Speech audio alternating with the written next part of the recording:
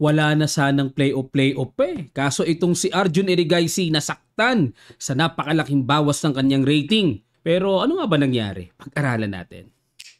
White si World Champ nag-E4, E5 si Erigaisi, Knight F3, Knight F6, Petrov defense ang ginamit, Knight takes E5 at nag-D6, Knight C4. Yan ang medyo kakaiba. Bookline siya pero hindi masyadong ginagawa yan eh.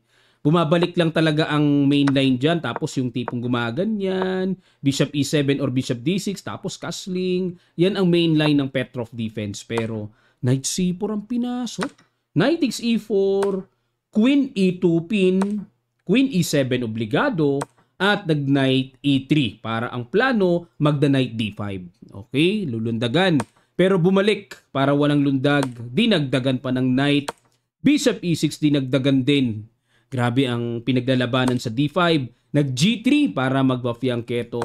At nag-Knight C6, develop lang. Teka muna, susundot sa Knight D4.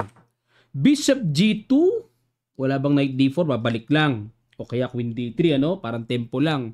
Lalabas. Nag-Queen D7 para bigyan ng lugar ang Dark Square Bishop na ma-develop. Nag-castling. Yun. Ang castling po ang novelty dito. Dahil ang old line ay ang B4 na itinira ni Richard Rapport. Kilala natin si Rapport na napaka-creative player nun eh, no? B4 oh.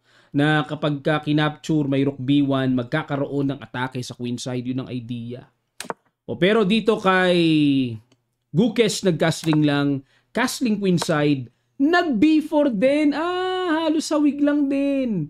O pero novelty pa rin yung castling kanina. Pero halos kamukha eh. Ano kaya to? Alam niya kaya to? Aware kaya siya dito sa line ni Rapport? Or talagang kinapa niya, pinakiramdaman niya on the spot?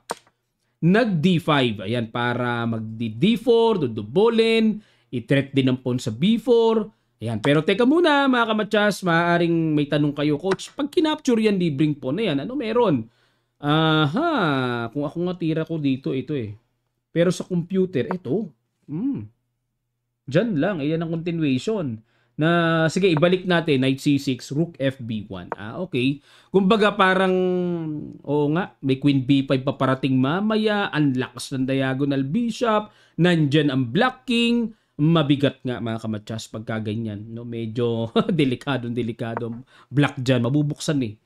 Okay, kaya nag-D5 lang dito si Erigaisi B5 at nag-Knight A5 at dito nag-D4. Yan. Force naman kasi hindi pwedeng hayaan magdi-D4 eh. Okay? At nag-Bishop H3. Ayan, dahil sa lakas nga ng sakit ng ulo ng black yan, exchange na. Takes. Kinapture lang. And Queen F3.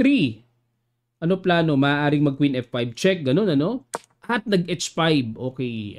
May plano mag-Knight G4 mamaya. O kaya H4 na paparating. Nag-Knight E takes D5. Kinagat ni Arjun ang sacrifice pawn sa D5. Okay, ibig sabihin parang wala siyang nakitang diferensya kaya niya inaccept. H4, yan ang mabigat, yung paparating na nakakailang na yan. Kinapture lang ang knight and kumapture. Kasi dito po, parang gusto ko sana, natatakam ako dito sa capture eh. Kaso may Queen G4 check eh. Biglang masisimplify. Siyempre, pag umaatake, iniiwasan ng palit-palit. O, capture.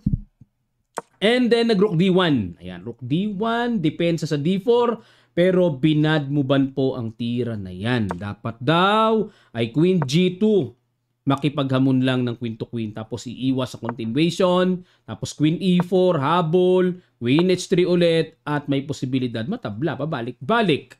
Pero dahil nakabuntot nga si Prag kay Gukesh, ayaw niya ng tabla eh, no? Yun ang pakiwari ko dito mga kamatyas, kaya iniiwasan niya. Gat maaari play for win siya. So nag-Rook D1, HG3, capture, and Knight C4. Yan. Dito naman, balik ko lang po, no? Dito mukhang andyan na yung Queen, ang Torre. Ano ba meron? So as long as protected ng H1, wala yan eh. O, check dito. Pagpalagay natin, i-check uli natin. O di, King E2 na lang. Pag kumapture naman, may King eh.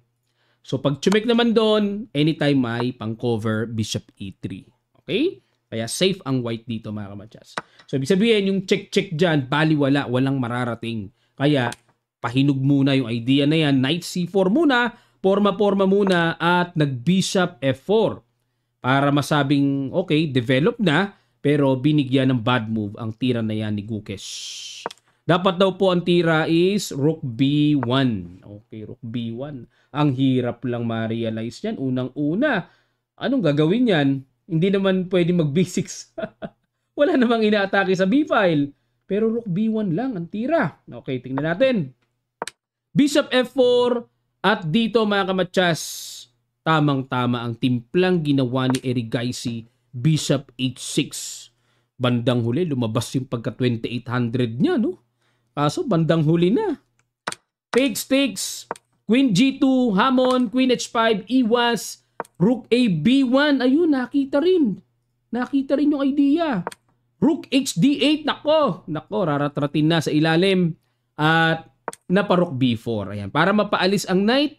Okay, check. Angat lang. Kakatakot, ano? Nag-knight A3, inatake muna ang pawn C2 at nag-B6. Yun ang isa sa idea bakit kailangan ilagay ang tore sa B-file. May ganon. O, teka muna. Kinapture lang ng C-pawn. Kasi kung A-pawn ang pangka-capture, may Rook A4. Okay? At nakatreat ang knight. May ganon. Pero ang laki pa rin talaga ng lamang na ng black. Ano? Ang gagawin is knight takes C2. Hindi lang pansinin pala yan. Pag chumek doon, angat. Wala bang mga check-check dito? Pasok-pasok dyan? Ayaw nga pala may queen. Joke. Babawas doon. Bawas. Queen takes B7. Check. Wala ba? Queen H2. Pero lamang pa rin ng black. Kaunti na nga lang, no? Balik tayo sa C takes B6. Yan. Diyan sa tirang yan. Malaki lamang talaga ng black. Rook A4 at nag-knight B5. Okay. Tineret, sacrifice. Pero may nakakailang na mabibiting Rook D1. Kaya hindi pwedeng basta-basta capturein. Hindi pala sacrifice kasi may supportang queen. Mga long shot, ano? Nahirapan akong tignan yung mga long shot, ha? At nag-Rook D3. Knight takes C3, Rook takes. Ha? Check pa. Gising! Akala ko may check. Tingnan nyo pag chumekarang. Sabay may check ng Tori dito sa baba. O, inaantok yata si Coach, ha? O, Rook takes C3. Naka-check pa pala.